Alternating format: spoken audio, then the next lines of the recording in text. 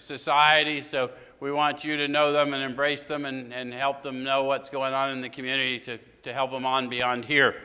So everybody is welcome, and we're going to get lunch, and we're on page 83 of the book. It may seem redundant because last week we looked at steps 8 and 9, but they left us with some promises. You guys remember the promises they left us with? Who was here last week? Some of you? Okay, good. So they left us with some promises, so we're going to go back and review that and then get started in the manner of living. So it says that if we're painstaking about this phase of our development, we'll be amazed before we're halfway through. So what phase of our development are they speaking of? Steps 4 through 9. So Sean's talking about the practices we learned in steps 4 through 9. Everyone agree with Sean? He doesn't have all the answers for anyone but Sean. But if you'll let him think for you, he'll do it. So we're going to know a new freedom and a new happiness. What's new mean? Never before. Unlike anything I've ever experienced before, right? So what is this new freedom? It's not just freedom from chemical, it's freedom from something new. So what is the freedom I'm experiencing? Freedom from self. Isn't that what I asked for in 3? Even if I didn't believe, I said a prayer because someone else showed me that something might have worked. And I wasn't sure what it was I was praying for, but I asked that I be relieved of the bondage of self. And now somehow I'm a little less troubled within myself. Yeah? Okay. So we'll not regret the past nor wish to shut the door on it. Why? How many of you have had a spiritual awakening as a result of the steps and is endeavoring to show others? Have you found that some of the worst moments of your life have been impactful to alleviate suffering for others? Yes. So we don't regret the past because it was preparation for our real purpose, which is to fit ourselves to be of maximum service to God and the people about us. And we are uniquely useful to those in the pull of addiction, yes? Okay. So we'll not regret the past and wish to shut the door on it. We'll comprehend the word serenity and we will know peace. So comprehend and know. How does one comprehend a state of being such as serenity? Yeah, you couldn't know it any other way, right? Even if you look it up in the dictionary and look up serenity, it'll say "see serene," because it's a state of being, right? How does one know peace? You'd have to have an experience to know peace, and peace is, for our simple purposes, is the absence of conflict. How many of you have noticed that there's less conflict within you? How many of you have learned to discipline your thought when you felt conflict within you and maybe discard some of it, suffer less, treat people kinder than you feel like treating them? Okay, so this is happening for you, yes? Okay. No matter how far down the scale we've gone, we'll see how our experience can benefit others. That started the same reason, yes? Because we're starting to see that whatever it was I went through, it's preparatory for what I'm getting ready to do. That feeling of uselessness and self-pity will disappear. How many of you have lapsed back into uselessness and self-pity and someone reminded you, you might want to go work with somebody? When you're feeling that you lack purpose, go do something purposeful. Right? It's a simple thing, but we got these forgetters that function extraordinarily well. No, I'd just rather shit and sit in it. We'll lose interest in selfish things and gain interest in our fellows. How many of you have had that happen? Self-seeking will slip away. Our whole attitude and outlook upon life will change. Fear of people and of economic insecurity will leave us. We'll intuitively know how to handle situations which used to baffle us. We will suddenly realize that God is doing for us what we could not do for ourselves. Are these extravagant promises? They are, and I always like to call, why would they have written that? They wrote the words they meant the words they said. They thought about every word, they argued over every word. Because they knew by nature, there's a little con in us. Anybody? Or is it just me? So we're used to selling and maybe overselling, right? And so I always assume that I'm being oversold. How many of you came to recovery and thought you were being oversold when you first got here? How many of you really have realized that you, in fact, didn't even grasp the depth of what you were about to experience?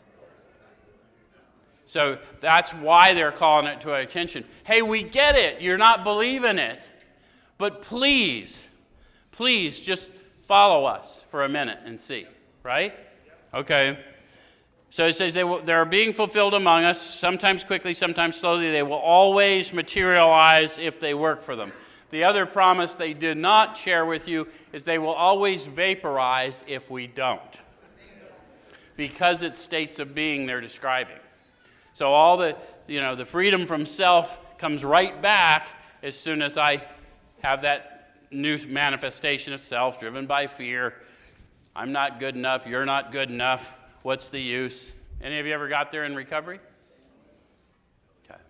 All right, so this thought brings us to step 10. Which thought? They'll always materialize if we work for them. So if they're not materializing, what's missing? Work. With others, right? Okay.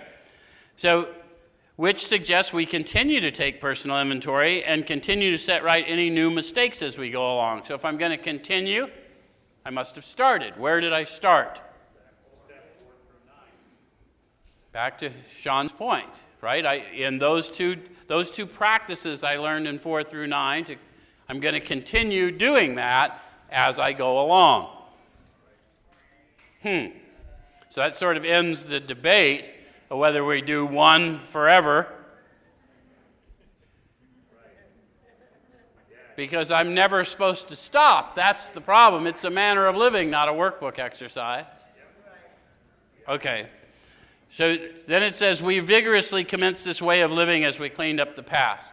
So they're starting to teach me to discipline my thought life all day long as I go along, and it's going to walk me through that. We have entered the world of the Spirit. That's a pretty matter-of-fact statement, isn't it? Half of these guys were atheists or agnostics, but to a person, they declare, we have entered the world of the Spirit. So what is it like to have entered the world of the Spirit? Live in the now. They just described it in the promises of the 9th step, didn't they? Lose interest in selfish things, gain interest in our fellows, fear of uselessness and self-pity disappear. We lose our fear of economic insecurity. If those types of things happen for you, that's what it's like to enter the world of the Spirit. It's not something we haven't attained, if in fact we attained it. We've been raised to it, yeah? That's what they said. They've been raised to a level of life better than the best they've ever known. Okay. So our next function is to grow in understanding and effectiveness. So understanding of what? Effectiveness at what?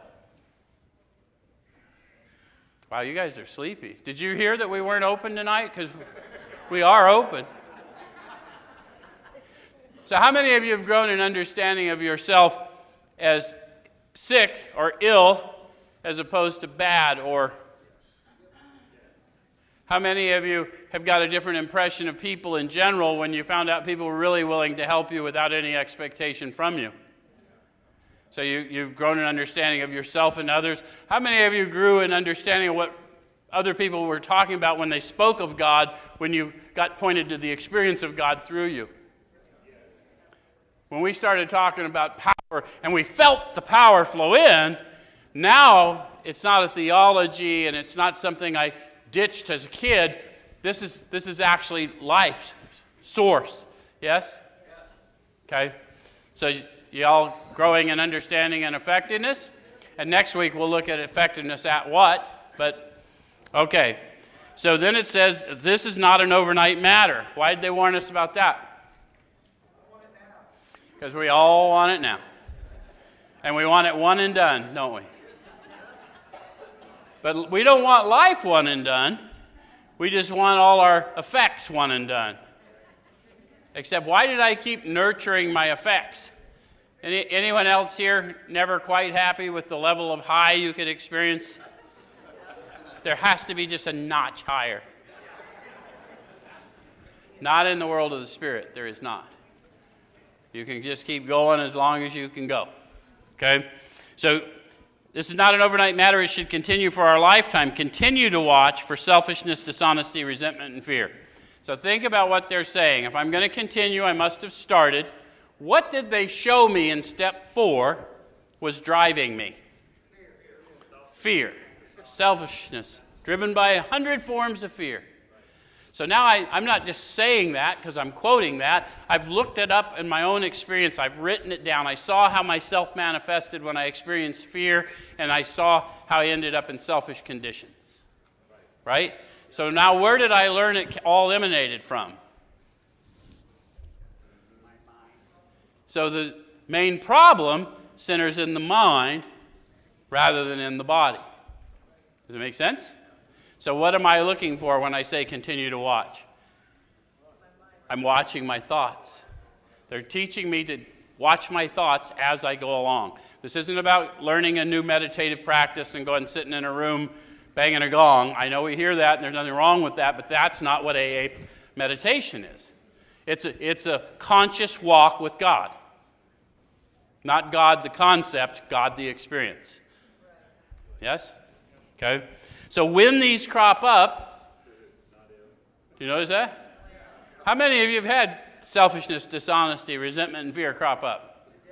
Did you think it was somebody else?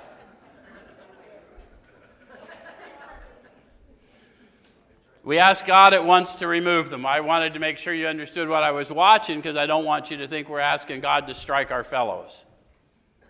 If I ask God at once to remove them, I'm asking him to take away this thought, redirect my thinking.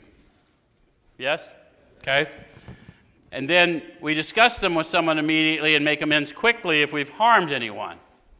So you see how you're walking, as Sean's point, back through 4 through 9. So all I'm doing is getting disciplined now as I go along in the practices they showed me with another man or woman showing me exactly how to get armed with the facts about myself and how myself manifests and how that defeats me. And now I'm going to watch those thoughts and start defending the high place for those of you that study that other book. Okay? So then we resolutely turn our thoughts to someone we can help. This is a little tricky. Where in the steps of AA or any other fellowship do you get the sense that you can help you? I start with an admission of powerlessness. There is no step that suggests I can help me. But I am uniquely useful to you because I can see your plight. So I'm going to turn my thoughts to someone I can help. It won't be me, but in delivery of that help to you, as the instrument of that help, that which I'm suffering from is taken care of. Does that make sense? Okay? And then it says love and tolerance of others is our code. So love what? Tolerate what?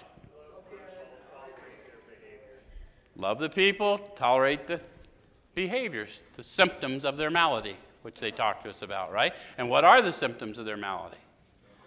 Selfishness, dishonesty, resentment, fear, same as mine.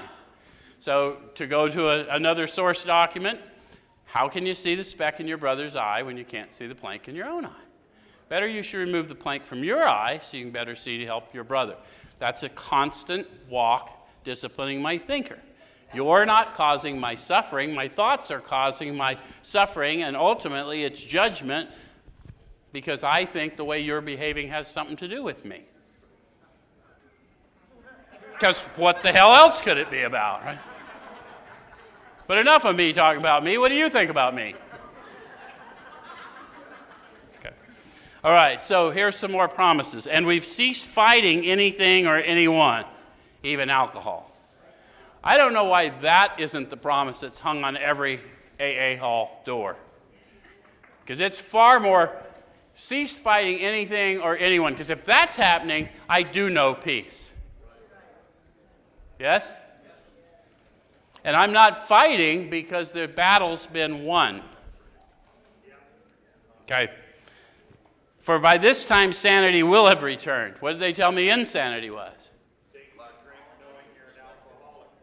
Yeah, so the addiction's gone away, and now we're sober many years, and the insanity's the same, the illusion of control. Right? The illusion that I somehow am in control of all the external forces in the world. Anyone else suffer from that delusion? The idea that he will someday control and enjoy his thinking is the great obsession of every abnormal thinker. Take the drink away and you realize what we suffer from. We suffer from a control addiction, the only known substance in this world that can cure that addiction is a substance called faith.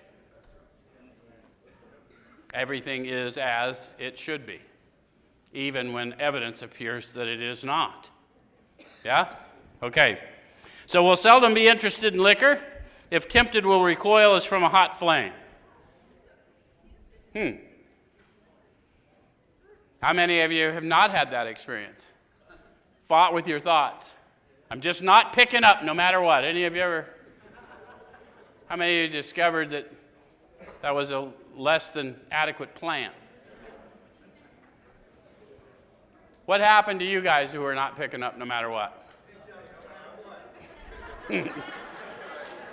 I thought I'd overreacted. And we're not saying you may not go for weeks and months at a time. We're saying if you're the real deal, there is going to be a time. And if we're not fit, so we react sanely and normally, and we'll find that this has happened automatically. Notice how I'm not claiming any credit. They're not claiming any credit for what's happened. I haven't learned how to control anything. It's happened automatically. My new attitude toward liquor has been given me as a byproduct of maintaining my spiritual fitness. Right? Because we don't seek sobriety as a result of the 12 steps. Read it and see. Having had a spiritual awakening. I'm going to say nothing about sobriety.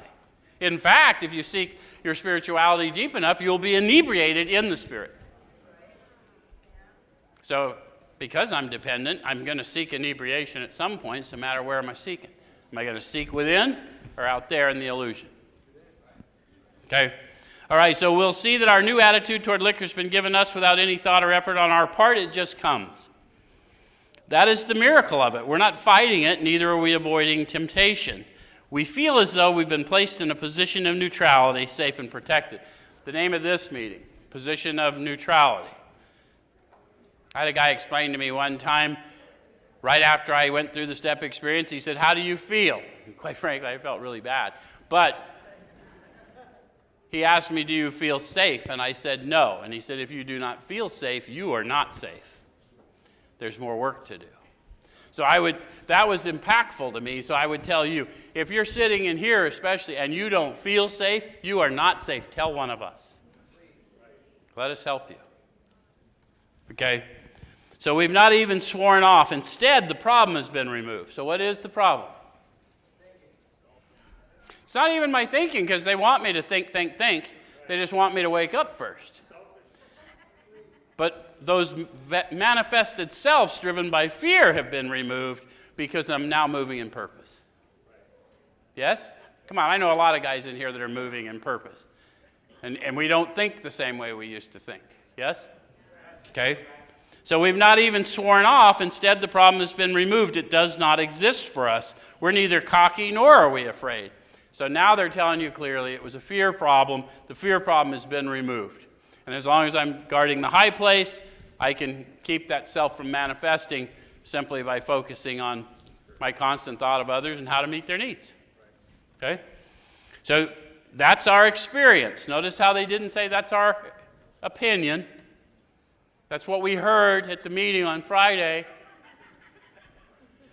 This entire book is by the first 100, their experience with the first several thousand, and the collective experience of half atheist agnostics and half believers dying in addiction, experiencing the flow of the Spirit, the rejuvenation, a death of self, and a resurrection into a manner of living to be recovered.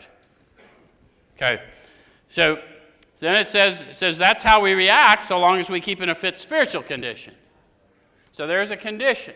So how would I know if I was in a fit spiritual condition if I want to maintain sobriety? I would just go back and read the promises. Am I fighting anything or anyone? I don't have to go past the first one. Right? If I'm even fighting with the idea I'm not okay, it's probably a good idea to go help somebody else. Okay, so it's easy to let up on the spiritual program of action and rest on our laurels. Do you guys know the difference between the spiritual program of action and what people refer to in our fellowship as the program? Because I think we do new people a disservice. So, well, you need to get to a meeting, and they think they're in the program. No, that may not help me. I may meet my next connect there.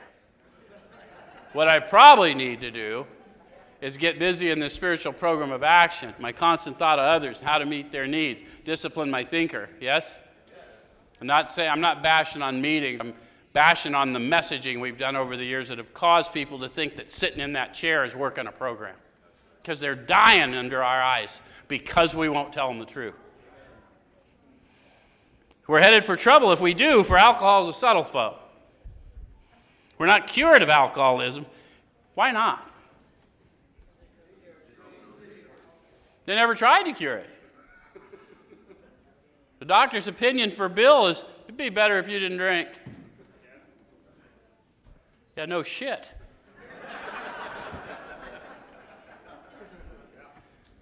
But the seeming impossibility of not doing. Do you relate to being insane like that?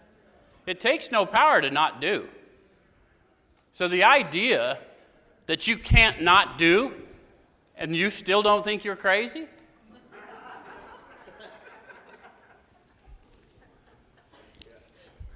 Interesting.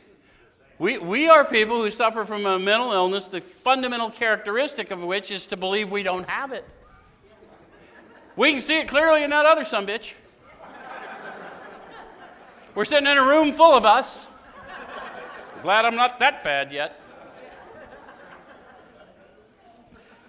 So anyway, we're headed for trouble if we do, for alcohol is a subtle foe. We're not cured of alcoholism. What we really have is a daily reprieve contingent on the maintenance of our spiritual condition.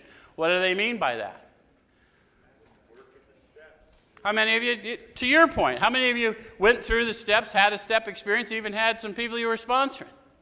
And then so slowly that kind of went off. And you started to get uncomfortable. And then maybe you got uncomfortable enough that you started medicating that discomfort. It's a lot easier to let that monkey out than to put it back in the cage, huh? I mean, no one's afraid of that. I know no one's afraid of that, but we learn this over and over, and we hear it over and over,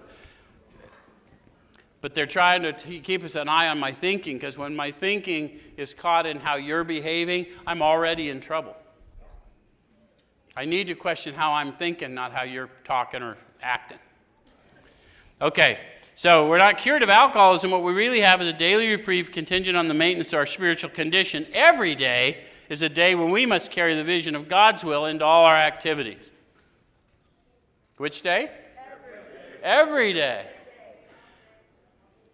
Interesting that half were atheists or agnostics, but they figured out that a vision, less selfishness, dishonesty, resentment, and fear, was a good path of patience, kindness, tolerance, and love. Right? And that's what they teach us. Any of you notice that? Get selfishness, dishonesty, resentment, and fear out of the way and start looking for the good, and you start to see a better world. Conversely, if you're looking for the bad, are we not pretty good at finding it? Okay? So, how can I best serve thee?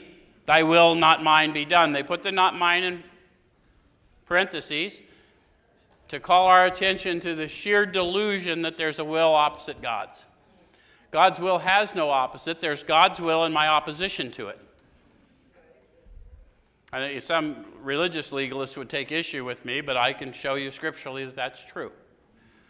Whatever God's got going on is what's going on. It's preparing me for something, but it may not be pleasant.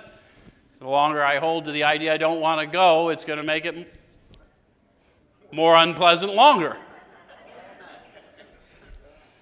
So that not mine will leave by higher consciousness. By the time these promises in the 10th step are one level of consciousness, by 11th step consciousness, when I'm ready to go out and serve, the not mine will be gone.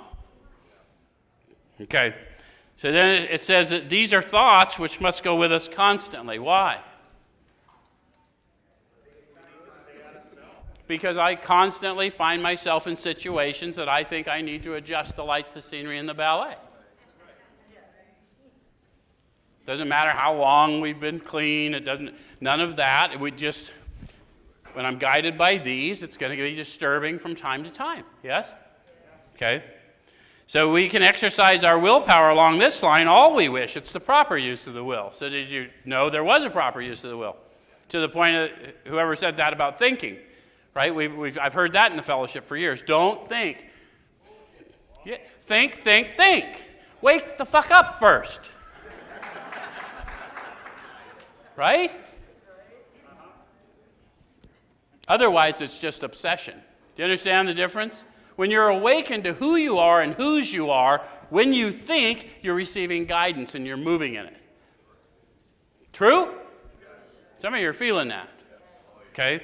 That's the power we call God. That ain't coming from up here. That's happening in you. Okay. All right. So much has already been said about receiving strength, inspiration, and direction from Him who has all knowledge and power. Now, they told us that we would first experience this as power, peace, happiness, a sense of direction flowing in. And then they said we made the third step decision, just made it, haven't even acted in it yet, just I'm actually going to do this thing. We felt new power flow in. So they're already telling me that, and I'm starting to get informed in the Spirit of what my next step is to be, yes? Okay.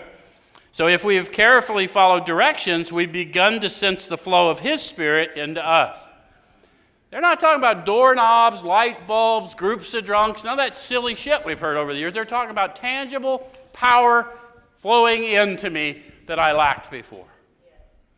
And half of them were atheists or agnostics. Why we're not talking about the profundity of that experience every day, shouting it from the rooftops, that this is available to everybody. This experiment here is proof of our belief that this is available to everybody. Because we as a class are assumed to be the forgotten and the hopeless.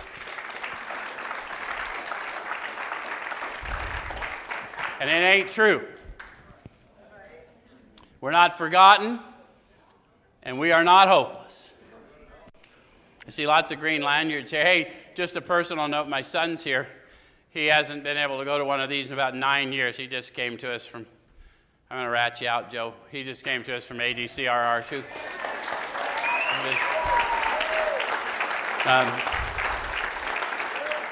To some extent, we become God conscious. So what do they mean by God conscious? I'm aware that I'm aware. I'm having this flow of the Spirit, but now I know what it is. And I know although it's flowing through me, it's not of me. Yes? Which is a more incentive to seek deeper, yes? Okay. So then it says we've begun to develop this vital sixth sense. What is spiritual fitness? Developing the vital sixth sense. What's the vital sixth sense? God consciousness. The source of life. How many of you, although you thought you were alive, were acting more like a dead person? How many of you felt more like a dead person? Biblically, they don't differentiate us in that state from the dead. They said, let the dead bury the dead.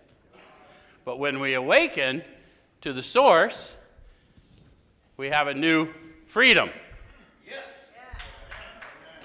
Okay? So we've begun to develop it. So the same way as when I go to the gym and I just start lifting a little bit of weight and I just start shifting my diet a little bit, I'm starting to feel better, but nobody knows. But eventually, if I stay in faith, not only do I feel better, but I start to look better. Yes? And same thing's going to happen in the Spirit. Yes? Okay? How many of you have been here at this a while, been doing the thing in the Spirit for a while, and started to find that not only do you look better, but you think better, and you feel better. And as a result, people get treated better in your presence. These will always materialize if we work for them. The profundity of that, and we don't talk about it in fellowships, and we don't even talk about this in detail in churches, and all of that is a shame. Because then people know what's real. If we just lay it out how it's happening with who other people might thought the foolish things of the world. So then it says we must go further, and that means more action. That's one of the things I do not like about these authors. They don't ever want us to slow down. Why do you think that is?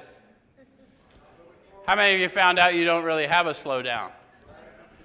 Your mind keeps going even when you stop. Anyone else? Okay. All right, so step 11 suggests prayer and meditation. Why would I want to do that? Why would I expect to receive direction, power, peace, happiness, and a sense of direction if I was doing all the talking and never listened? Does it make sense to do that? No, but sometimes we do. How many of you found out maybe if I shut up, I'd learn something? How many of you had teachers tell you that? We shouldn't be shy on this matter of prayer. Better men than we are using it constantly. It works if we have the proper attitude and work at it. So they wouldn't have said that had they not defined it. What's the proper attitude? It was all the way back in step 1. They talked about how these people laid this spiritual toolkit at my feet, and we picked it up. This we did because we honestly wanted to, and we're willing to make the effort. And that's all it's ever been required of any of us to grow in God, is honestly want to and be willing to make the effort. Does it make sense? Yeah, Kitty got a hit. One junkie to another. We always know when someone gets a buzz. Okay, man. Okay, so then it says it would be easy to be vague about this matter. Have you noticed how it is easy to be vague, but these guys were so precise? We owe everyone this experience of showing them what they discovered, especially those people that are stuck in a religiosity and they don't understand that this power doesn't respect religiosity. This power wants you. Does that make sense? Okay. So, yet we believe we can make some definite and valuable suggestions. When we retire at night, we constructively review our day. So how many of you find that that's even a change of behavior? How many of you have gone from destructively reviewing your day to constructively reviewing? How many of you have caught yourself destructively reviewing your day and realized it wasn't serving as high a purpose as you thought? Okay? So they're asking me for, were we resentful, selfish, dishonest, or afraid? Why would I do that? I was supposed to do that all day long as I went along. That's the audit.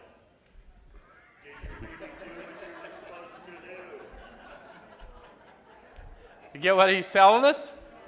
So they already told them, this program is meant to be suggestive. We're not saints, but we are willing to grow along spiritual lines. They're telling you, look, we know you're going to hose it. You're going to run around half the day pissed off at a guy you tripped over 6 hours ago. But clean the house, right? The softest pillow in the world is a clear conscience.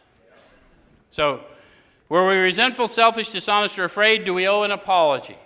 How many of you have gone through that, got an answer you didn't want, and said, yep, gonna sit in it?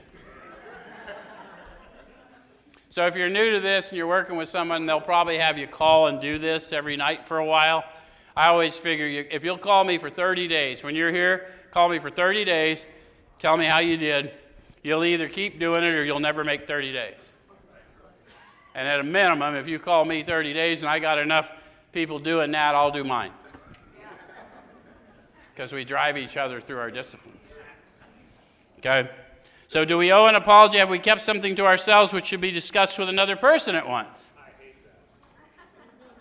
When they put a question mark in this book, they want us to go inward. So this is what self-inventory looks like.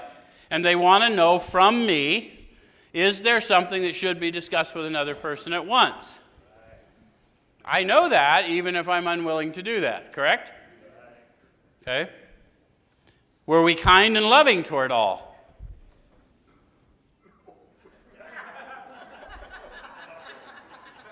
Why is that so funny? How many of you have had days where it really went reasonably well, and for the most part you were? How many of you still thought ill of others, but were able to behave better than you thought? So when you access power to be kinder than you feel like acting, have you not gained tangible power? regardless of belief. Yes? Okay. So what could we have done better? Notice how that we didn't talk about what they could have done better. But our thinker will take us there, won't it? Because I'm completely powerless over what they could have done better.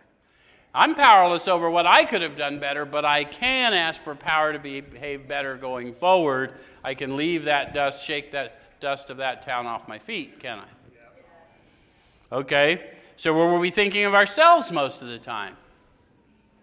How many of you, as you started growing in this discipline, found out that when you were thinking of yourself, you often got into remorse, some kind of morbid thought pattern, and when you would think of others, you were energized? That's all they're trying to do. That's all they're trying to get us to think life. Or were we thinking of what we could do for others, of what we could pack into the stream of life? But we must be careful not to drift into worry, remorse, or morbid reflection, for that would diminish our usefulness to others.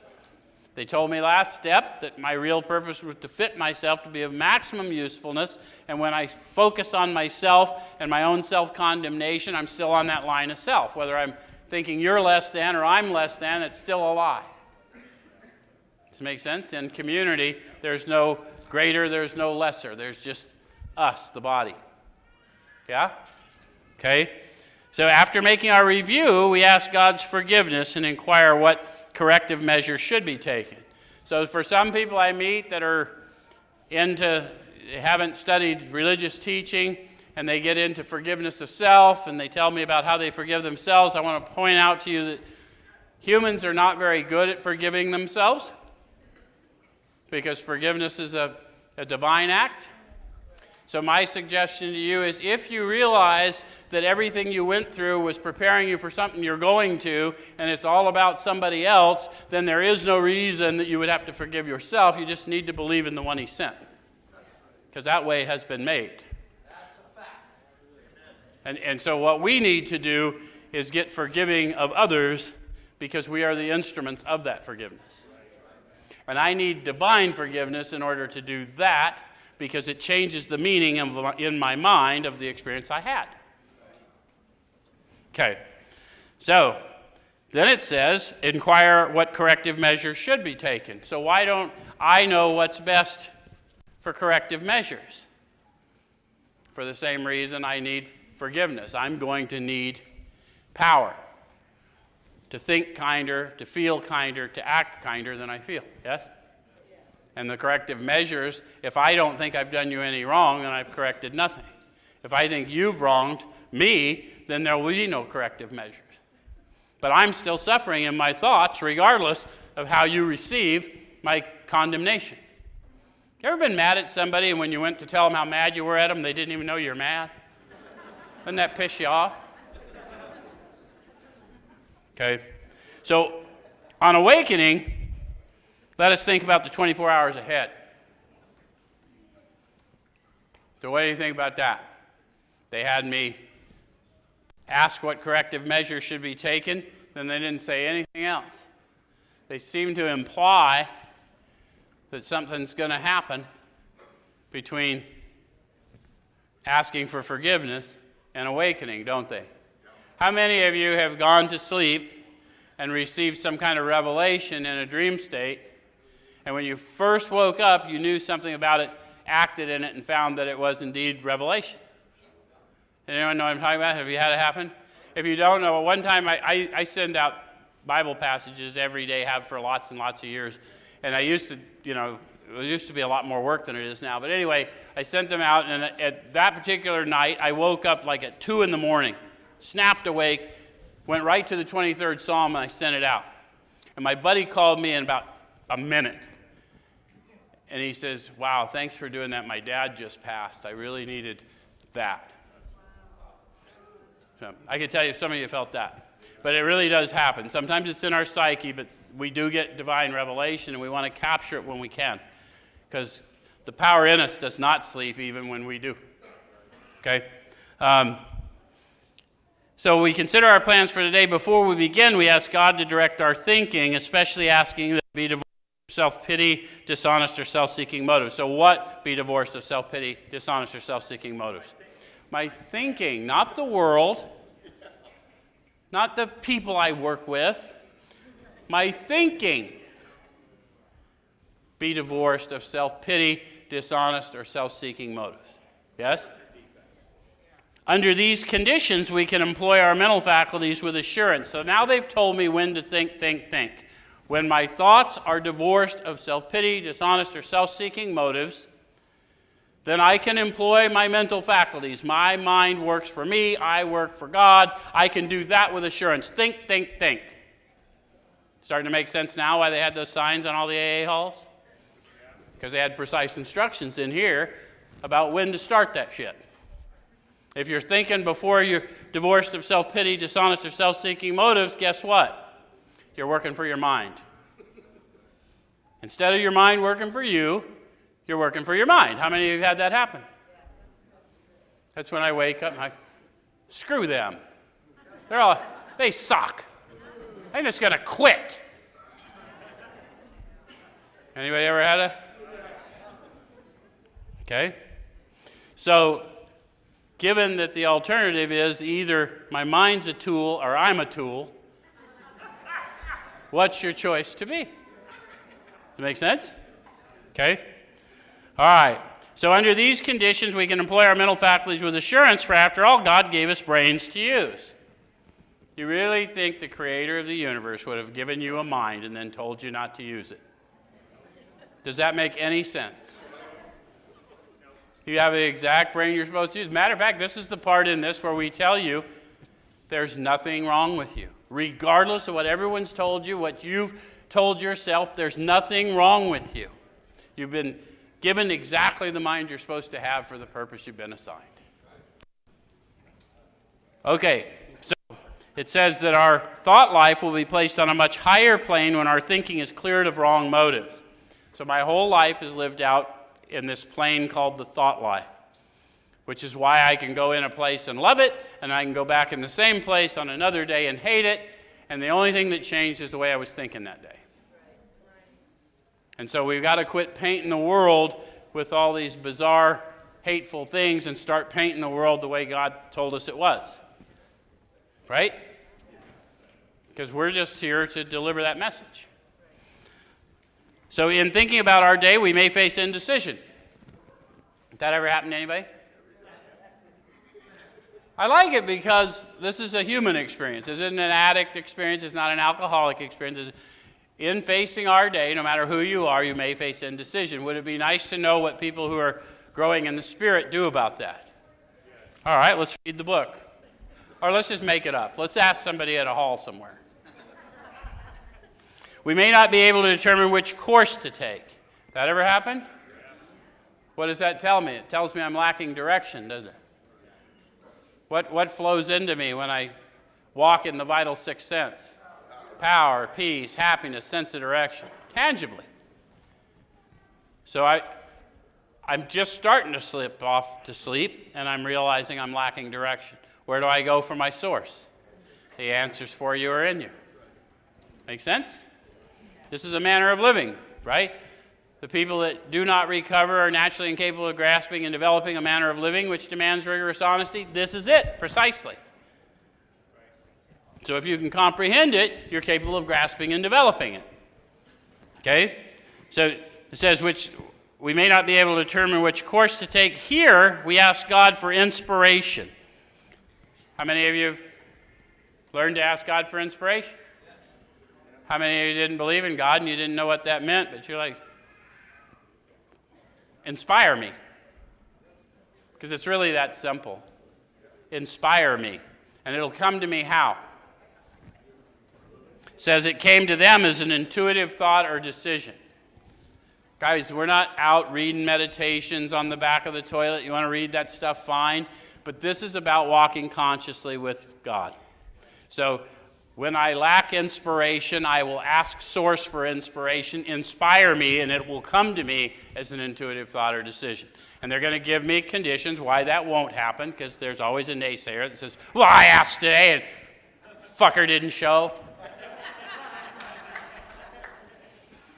here we ask God for inspiration, intuitive thought, or decision. We relax and take it easy. Why? Because if I've already decided what the outcome is to be, I'm less likely to take any instruction. Right? So I need to set aside what I'm thinking, divorce my thoughts of self-pity, dishonest, self-seeking motives, and receive this new moment, because there's only now anyway.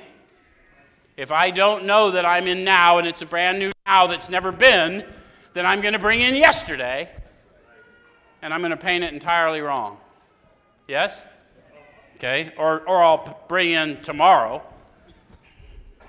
Okay, so we don't struggle. How'd they learn that? They struggled. We're often surprised how the right answers come after we've tried this for a while. Often surprised. How many of you started walking in guidance and you weren't even really that awakened to what was going on and found yourself in the right place at the right time and had no earthly idea how that happened?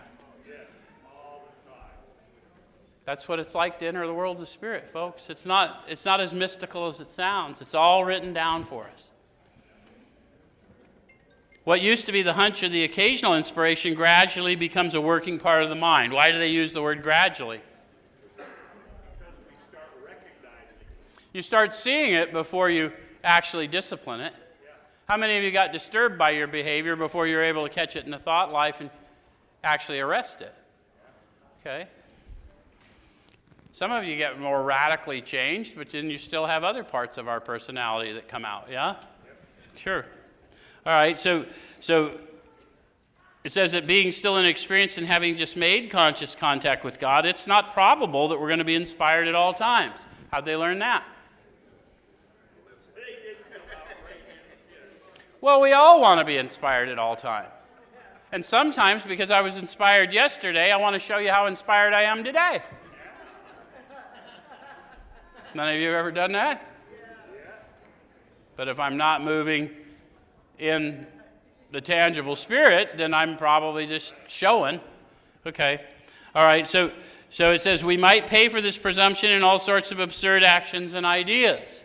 How many of you have acted a certain way thinking you were informed in the Spirit and it seemed like maybe you were mistaken? How many of you later learned that you weren't mistaken, but your own self-doubt denied you the...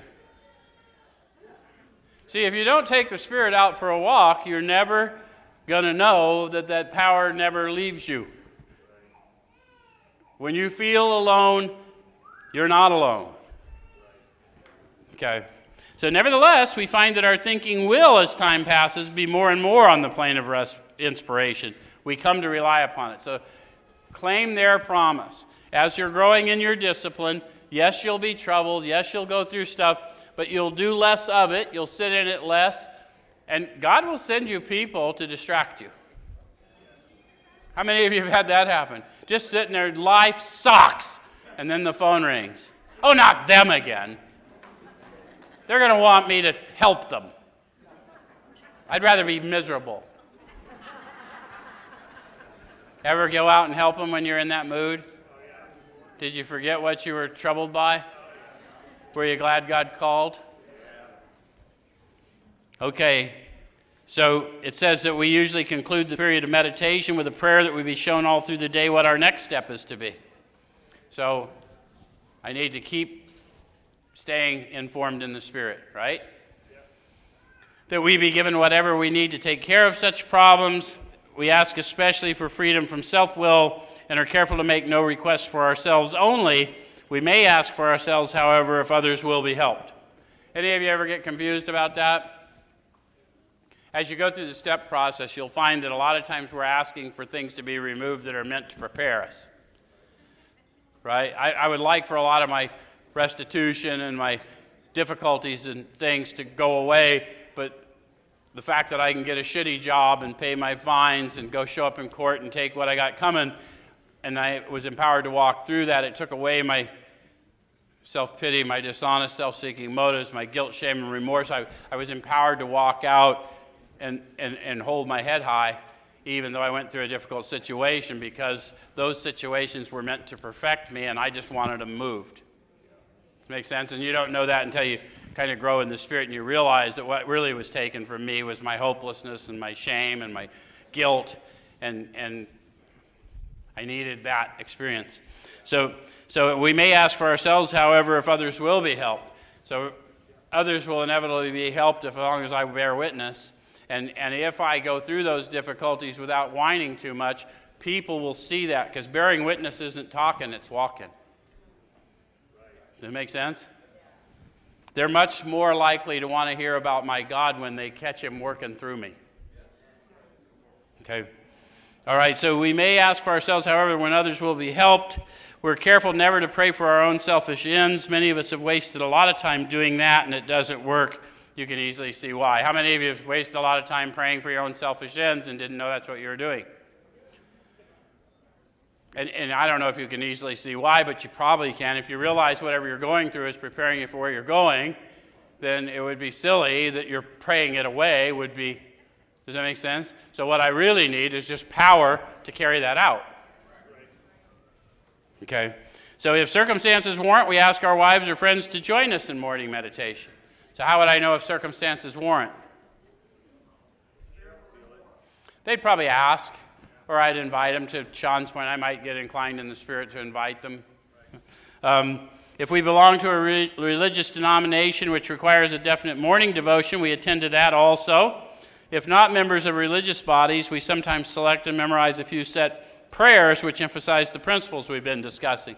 So I want to point out to you that there's another book Bill wrote 15 years later, and some people assign the principles he assigned as the principles of the steps, and they're not, because it was written 15 years later. Sorry.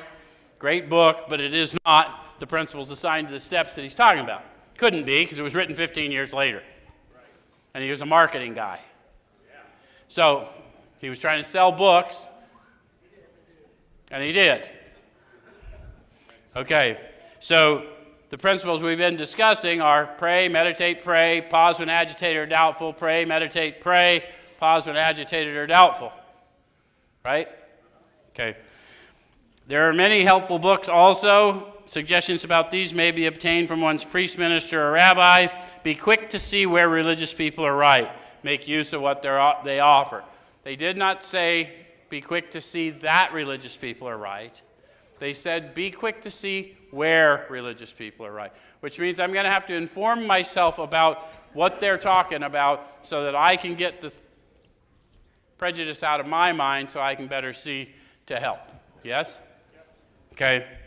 I always like to point this out. I, for a long time, wanted people that were schooled in biblical teaching that also had a 12-step experience to help carry the message that there isn't a difference in these two. We're talking two different languages, but it's no different, if you're biblical, than Christ coming between Simon the Zealot and Levi the tax collector, the two polar opposites, and changing the whole world. That's what we need to do in our recovery rooms and our churches. As we go through the day, we pause when agitated or doubtful. What do we usually do when we're agitated or doubtful? As you're growing in the Spirit, you may pause more often, but how many of you have not always had a pause? Okay. And we ask for the right thought or action. We constantly remind ourselves that we're no longer running the show, humbly saying to ourselves many times each day, thy will be done. Remember I promised you that not mine would go away? Because at this stage of awakeness, I know whatever I'm going through, no matter how difficult, my thoughts are making it more difficult. So show me. Does it make sense? So why do I want to get here quick? Because this is the awakened state. Who I am and whose I am. Make sense? So we're then in much less danger of excitement, fear, anger, worry, self-pity, or foolish decisions. How many of you have you grown in this, found yourself more at peace? More of the time. Do you realize it's because you're not experiencing fear, anger, self-pity, those? Sometimes we just don't point it out to people. The reason you feel so light is you're not carrying all those rocks. We become much more efficient. So my new people, how many of you couldn't even make it to work? Couldn't get out of jail? How many of you started showing up? Doing what was asked, helping wherever you could. Isn't that getting more efficient? That's even before your step experience. Just feeling purpose. Yeah? Okay. So we do not tire so easily, for we're no longer burning up energy foolishly as we did when we were trying to arrange life to suit ourselves. We were never designed that way, guys. We were designed as community to help our fellows. When we try and gather under ourselves, very finite existence. This whole place is designed to let people who thought they were forgotten know that long after you thought you were forgotten, we were thinking about you.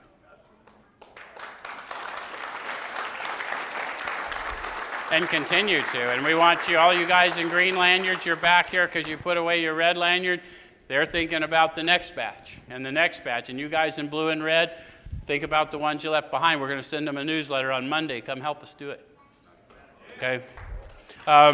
It works. It really does. We alcoholics are undisciplined, so we let God discipline us in the simple way we've just outlined. So what is it that I do to let God discipline me? Remember we talked about the simple instruction in step 6, let God.